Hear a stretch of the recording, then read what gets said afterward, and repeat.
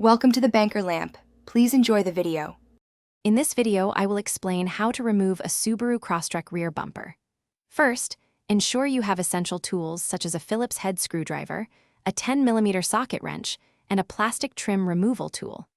Begin by opening your vehicle's rear hatch to reveal any fasteners located at the top. Next, carefully remove all the plastic push pins found within the rear wheel wells and along the bottom edge of the bumper cover. There are typically 3 push-in screws at each side wall and 2 at the bottom.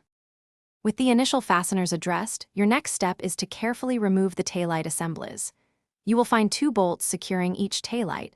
Remove these using your 10mm socket or Phillips screwdriver.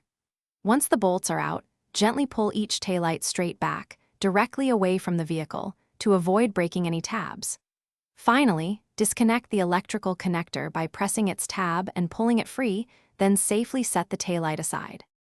Now, it's time to release the main bumper cover. Start at one side, near the wheel well, and gently pull the bumper cover outwards, away from the vehicle. You may hear clips disengaging as you apply progressive force. If any clips are particularly stubborn, use your trim removal tool to carefully pry them open. Continue this process around the entire perimeter of the bumper, working from the sides towards the center, ensuring all clips are fully disengaged.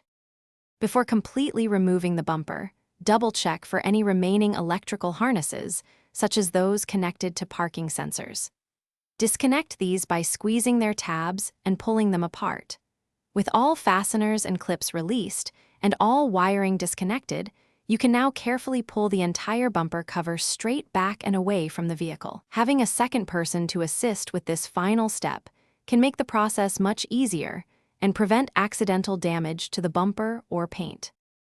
Thanks for watching. If this was helpful, leave a like and consider subscribing. See you next time.